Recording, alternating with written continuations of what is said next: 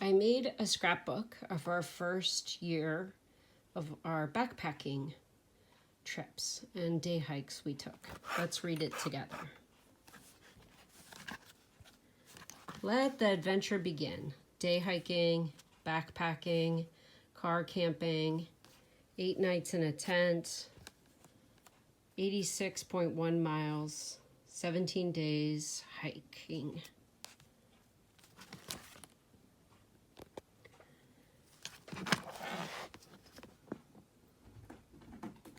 This scrapbook was started with the goal of hiking 50 miles and spending 5 nights in a tent. We came up with our trail names Gato Montez and Hobbling Hobbit and started learning about backpacking gear that we would need for our nights in the wilderness. These following entries are memories of days on the trail. A New Year's resolution, 2019. 3-day hikes. Maryland Heights Trail. This was the second anniversary of when we got engaged and the Epiphany of our Lord. We took our nephew Diego with us, and of course Jackson came too. It was a beautiful, warm January day, highs in the 50s and partly cloudy. We did the long loop, which took us by some old historic Civil War battle sites. The end of the trail has a beautiful view of Harper's Ferry, and you can see where the Shenandoah River and the Potomac River meet. Mary's Rock, Shenandoah National Park. This hike was done during President's Day weekend. It was sunny and some trail conditions were difficult as parts of the trail were snow-covered.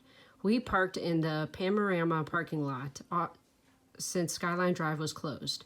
We hiked north on the Appalachian Trail. It's about 1.8 miles and 1,200 feet elevation gain to a beautiful view of the valley below at Mary's Rock. Once we got to the summit, there was a group of college students who were quite noisy, but Jackson didn't mind. He became part billy goat on the rock scramble at the summit. Dragon Tooth. This was our second hike of the Triple Crown section of the Appalachian Trail near Roanoke, Virginia. We took a baby moon Columbus Day weekend, rented an Airbnb, and did some day hiking. We also visited Pablo's grave for his birthday. The last 0.7 miles is a rock scramble to the 35-foot sheer rock face that looks like a dragon's tooth. This was a great hike for Vinny, but Joy struggled with the vertical incline.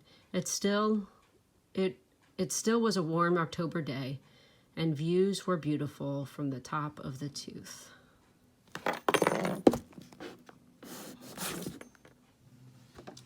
Gato Montez, set goals, Hobbling Hobbit, Riverbend Park, Mary's Rock, Maryland Heights, Dragon Tooth.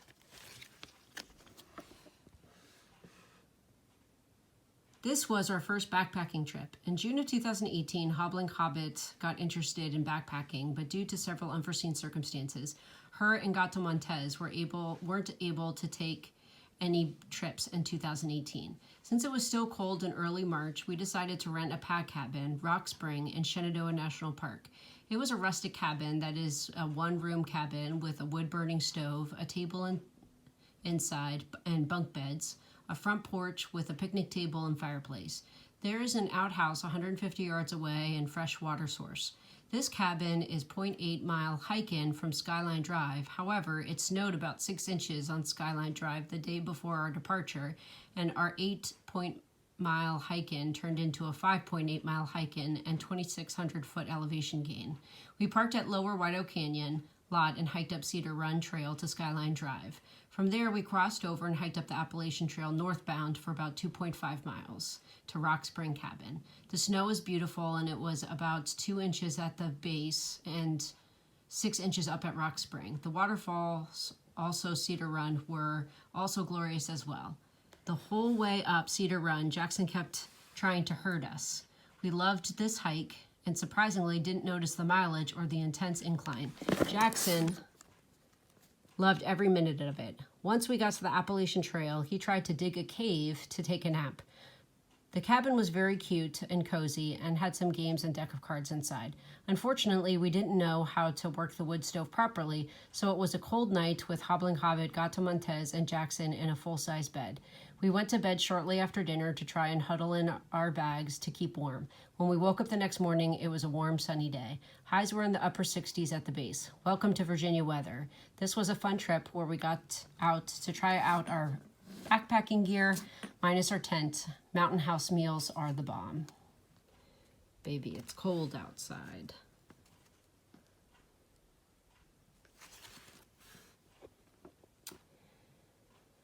This was our first backpacking trip where we had to carry our own tent. Hobbling Hobbit found a great deal on a basic backpacking tent, Frying Pan SL3 by Big Agnes.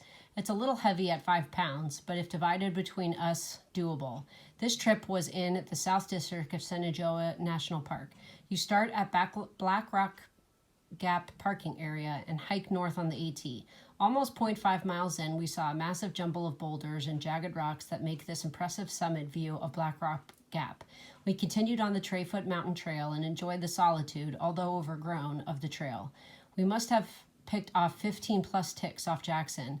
A few miles in, you see the next overlook, Buzzard Rock. After this overlook, the trail eventually begins a long, gradual descent to Payne Run. Once at the stream, we found it wide and flush with water. 50 yards past the stream was a beautiful campsite, perfect for our first night backpacking. This was a rough hike for Gato Montez, as his backpack, we found out, was not the right size and was placing most of the weight on his shoulders instead of his hip belt. Ouch. We had dinner by the river, hung our bear hang, and played cards listening to downloaded music until it got dark. Once we settled in the tent, a herd of deer came through the camp, who Jackson quote-unquote talked to for a good 30 minutes or so. Day 2, we had breakfast, broke camp, and hiked back to the car about 3.5 miles away. All in all, we hiked about 10 miles and 2,200 foot elevation gain. We had been bit by the backpacking bug.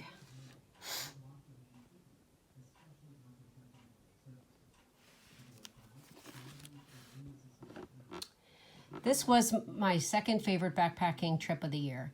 It was June and therefore Hobbit month. In Gato fashion, he asked Hobbit what she would like to do for her birthday. Without hesitation, she said a 2-night backpacking trip. We decided on hiking a portion of the AT in Montebello, Virginia, with 2 stupendous overlooks, Spy Rock and the Priest.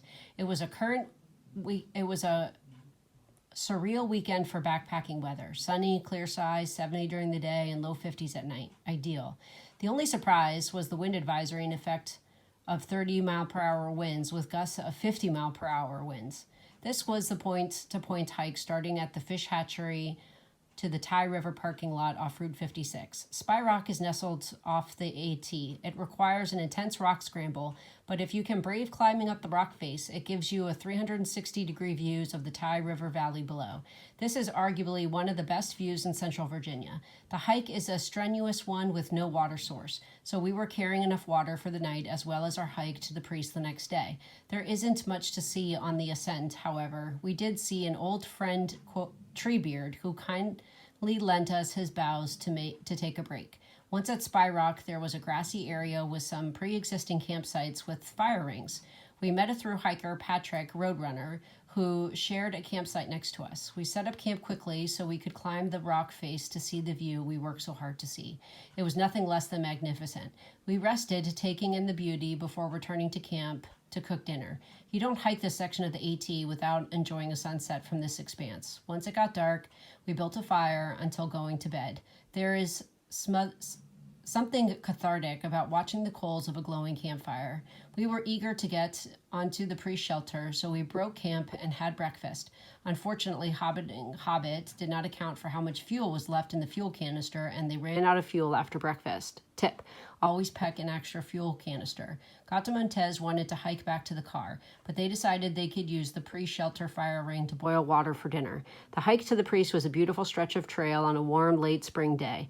After filling our water bladders from the spring at the shelter, we were pleased to find pre-existing campsite close to the Priest summit with a pre-existing fire ring. We spent the afternoon relaxing in the sun, reading and playing cards. Hiking is fun, but so is being at camp. We had the place to ourselves. We made a campfire and boiled water over the flame.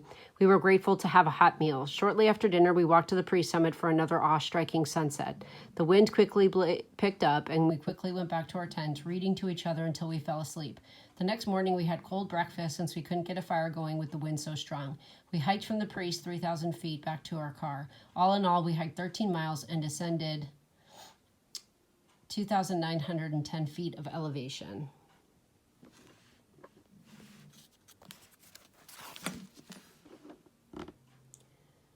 This trip, our summer vacation, although a sad reason for a vacation, Hobbling Hobbit and Gato Montez traveled to Henry, Virginia, outside Roanoke for the burial service of their nephew Pablo.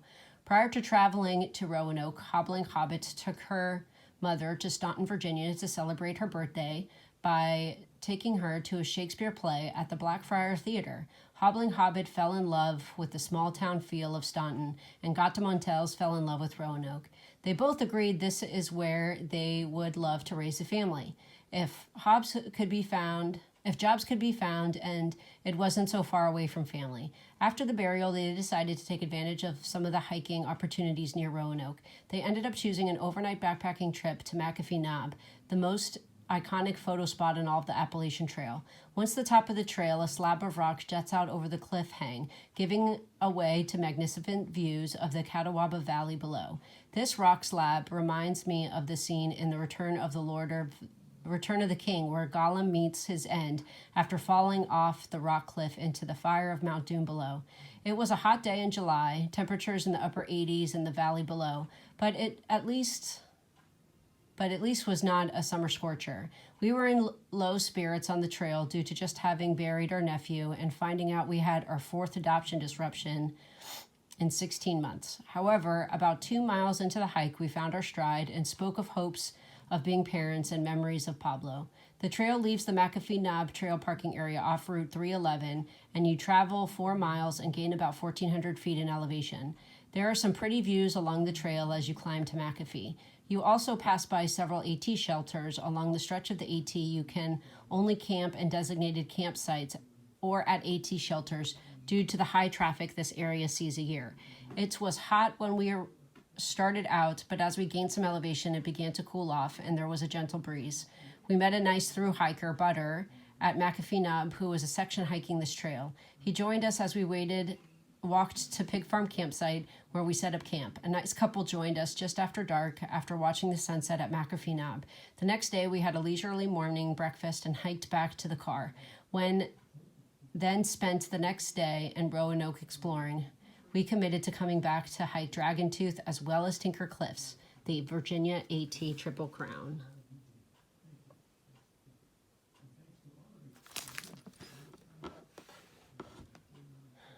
Campground. This was our first car camp trip. After back and forth thoughts on where to go, we decided on Wolf Gap Campground in Wardensville, West Virginia, just across the border from Virginia.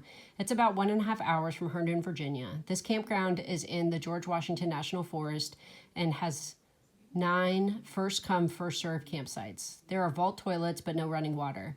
Each campsite has a fire pit, grill, picnic table, and raised bed for a tent. The weekend was perfect for hiking and camping. Partly cloudy and 70s during the day, 50s at night. Once we arrived at Wolf Gap Campground, we reserved a campsite and set up our tent. The most attractive part of the campground was there are 2 trailheads that start from the center of the campground, Big Slosh and Tibet Knob. We wanted to see what it would be like to set up a base camp and have more creative creature comforts, but still next to trailheads. Joy's favorite creature comfort she brought was her air mattress and 2 big pillows. Vinny's favorite was bringing more elaborate meals to cook over the campfire. Also, it was lovely to be able to enjoy a bottle of wine with dinner. Vinny steamed kielbasa with veggies and aluminum foil over the campfire coals. Yummy. After relaxing, nice, and amazing sleep, Joy loves her air mattress. We hiked out early. Once we returned, we enjoyed an old-fashioned breakfast over a campfire. Delicious. We definitely will be back, but next time with Jackson. Big Schloss in Tibet Knob. Schloss is German for the word castle, and the rock formations at the summit look just like a castle. It was a 4-mile hike north on the Mill Mountain Trail. It was beautiful ridgeline walk once we were up the steep 0.25-mile incline. Tibet Knob. This was south on the Mill Mountain Trail. This was shorter, but more strenuous as the incline for the 1.8 miles up was steeper. We liked this hike the best, although both are great hikes. We even saw a young bear at the top.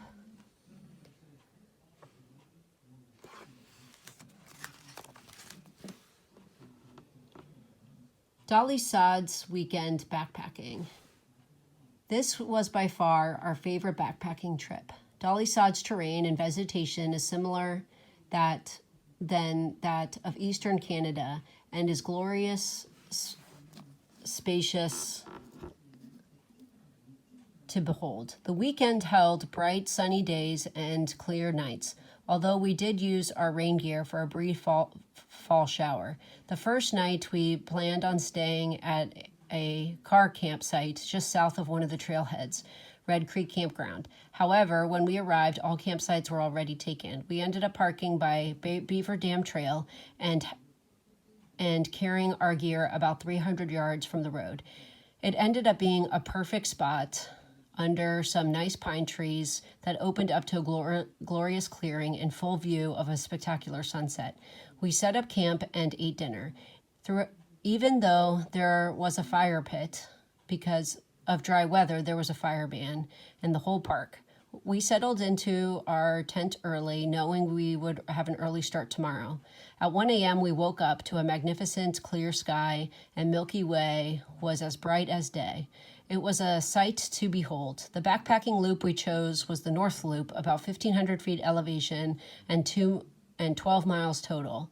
The fall colors were beginning to turn, and the valley rock formations and different deciduous trees were a sight to behold.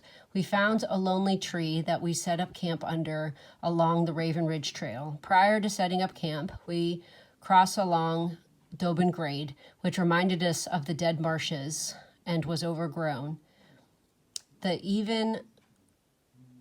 And there was even another spectacular sunset, while Vinny even got to smoke a cigar.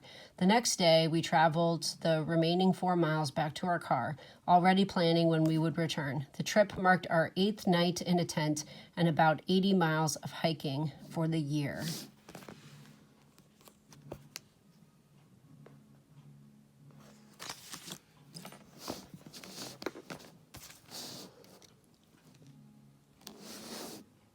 This page is dedicated to hikes that Hobbling Hobbs and Deer Chaser completed together. Potomac Heritage Trail, Algonquian Park to Great Falls Park, 12.5 miles.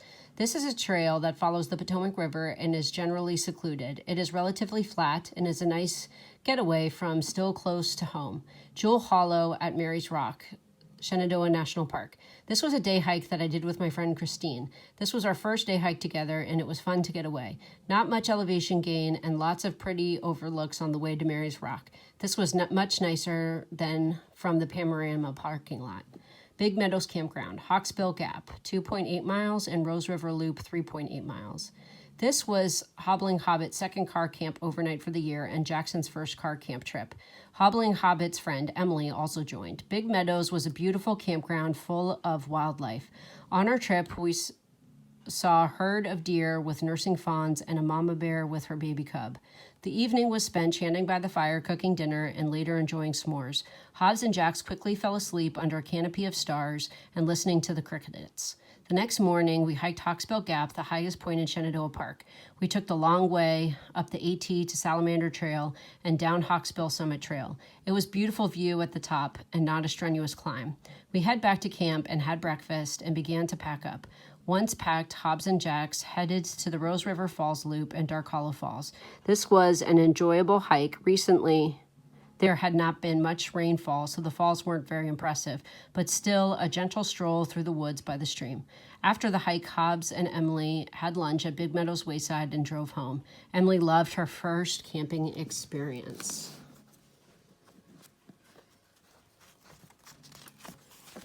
The end. The 2020 adventure awaits for the Gato Montes, Hobbling Hobbit, and Deer Chaser. You can see the mountains with snow and clouds and the sun and a nice campfire setting by a river.